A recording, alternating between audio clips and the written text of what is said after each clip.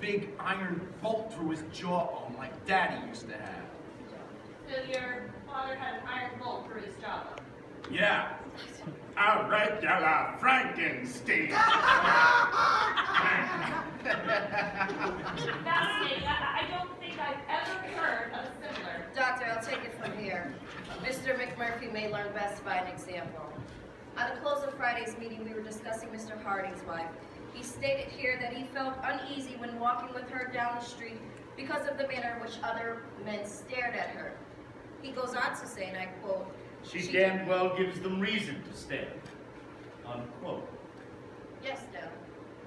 You go on even further to say that you believe you give your wife reason to seek sexual attention elsewhere. What reason? Well, I can't say that I've been notably ardent. Deb, do you mean sexually inadequate? Maybe she's just too hot for you. Isn't that it, Harding? I'll bet he's afraid of her. I'm afraid. Okay, scared. It might be fair to say, intimidated. Same thing. Dale, you go on even further to say that your wife's ample bosom gives you a feeling of inferiority. Why didn't you marry a bro with such big knockers to begin with? I bet she's got a mother fixation. I bet he's never been weaned. Not so. I wanted a womanly woman. One that wouldn't compete, you know, but one that might help me to To what? Because your wife even states here that she finds you less than masculine. Yeah, like the way you use your hands. Isn't that it, Harding? You chose a woman who was quite obviously your inferior. You don't find significance in that now? Well, yes, of course. But I theorized that, well, it seemed to me that, sexually at least, Well, yeah, you're always saying she's such a good lay. Yeah, what happens in the sack? Huh? complete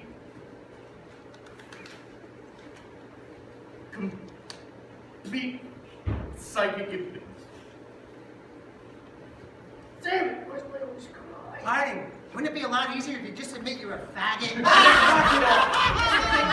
Leave the guy alone. Yeah. Hey, listen, buddy, you don't have to listen to this horse shit. Doctor, I suggest we terminate this meeting until behavior's been reviewed.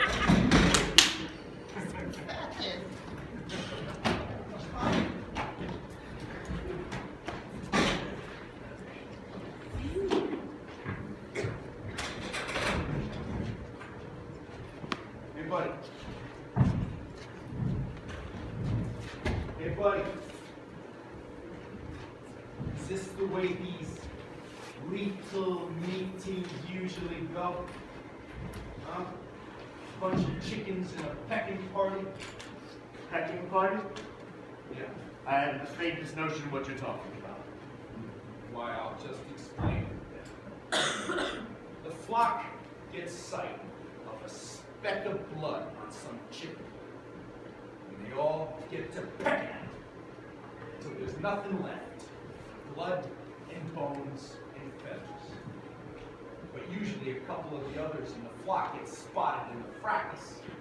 And then it's their turn. Pecking. That's certainly a pleasant analogy, my friend. That's right, my friend. And that's exactly what that little meeting reminded me of. So it's as simple as that. Hmm? It's as stupidly simple as that. You're on our ward for 6 hours, and you've already simplified the works of Freud, Jung, and Maxwell Jones into one little analogy. It's a pecker. Hey, man, I'm not talking about Fred, Jung, and who's it's Jones, buddy. I'm talking about that crummy meeting and what that nurse did to you. Did to me. Yeah, in spades, man. This is incredible. You failed to consider that everything that she did was for my benefit. Ha! Horse apples. I'm disappointed in you, my friend. See, I judged you more intelligent, but apparently I was mistaken. The hell with you, hard on. Yes. I also noticed your primitive brutality. psychopath with definite sadistic tendencies, probably brought on by unreasoning egomania. And those talents certainly qualify you as a therapist, my friend. Yes, they render you quite capable of criticizing our nurse Ratchet, though she's a highly regarded psychiatric nurse with 20 years' experience in the field. But you, no doubt with your talents, could work subconscious miracles, soothe the aching id and heal the wounded superego. Why, you could probably cure the whole ward, have their vegetables and all, ladies and gentlemen, in 6 months, or your money back. Are you telling me that the crap that went on in this meeting is actually doing you some kind of good? Well, why else would we subject ourselves to it? Our nurse Ratchet might be a very strict lady, but she is not some sort of monster chicken, pecking our eyes out. No, buddy. She ain't aiming at your eyes. She's pecking right there square at the family jewels. Ratchet, she's like a mother, a tender mother. But don't give me that tender mother crap. She's a ball cutter from way back. Now see here, my friend, my psychopathic sidekick, our nurse Ratchet is a veritable angel of mercy, and why everybody knows it. She's as unselfish as the wind, toiling away thanklessly for the good of all, day after day, 7 days a week. She has no life, no husband, nothing but her work, and everybody knows it. Do you think that she enjoys being stern with us? Yeah, I do. No, probing our subconscious and asking those questions till it hurts? No, she's dedicated. And she gives every bit of herself, and she wants nothing more on this earth than to see us walk out of here adjusted and capable once more of dealing with life. So you're wrong. I assure you. Our nurse Ratchet is the sweetest, the kindest, most benevolent. Bitch. That's a bitch. Yeah. You're right, McMurphy, about everything. Yeah. So why don't you do something? Why? Because the world belongs to the strong, my friend. The rabbit recognizes the strength of the wolf, so he digs holes and hides while the wolf is about. He doesn't challenge the wolf to combat. Mr. McMurphy, my friend, I'm not a chicken. I'm a rabbit. All of us here, we're rabbits. Hey, Billy, hop around for Mr. McMurphy here. Now, Cheswick, show him how furry you are. They're bashful, isn't that sweet? Harding, shut your fucking mouth. Okay, friend, what did you have to do? Raise Jack. Tell her to go to hell. Try it, buddy. They'll ship you right up to Disturb. Or down to the shock shop. Which? Electroshock therapy, my friend. The device which combines the best features of the sleeping pill, the electric chair, and the torture rack. You're kidding me. Hell no. No, they strap you down to a table, and then they touch you on either side of the head with wires. And then zap! Punishment and therapy in one shocking package. And Chief Broom over here's had over 200 treatments. What about that little tart of a doctor? Ratchet requires a approval, but it's just a formality. The doctor's got over 200 patients, a bleeding ulcer, and no desire to make any waves. What's the matter, friend? Huh? You losing your revolutionary spirit? What about that Democratic ward stuff? Why don't you guys take a vote? What do we vote? The big nurse can't ask us any more questions. Can't look at us in a certain way. Can't send us down to the shock shop. Tell me, my friend, what do we vote? Yeah, anything. Don't you see? You've had to do something to show you still got balls. You guys talk about the chief being scared, but look at you guys.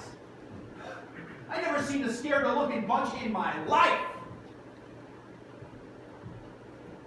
I'm not.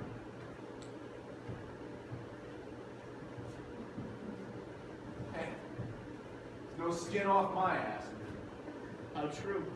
And I sure as hell wouldn't want some little fiend of a nurse chasing after me with 3,000 volts. Well, naturally. So what the hell? Oh, Mr. McMurphy. Welcome to the club.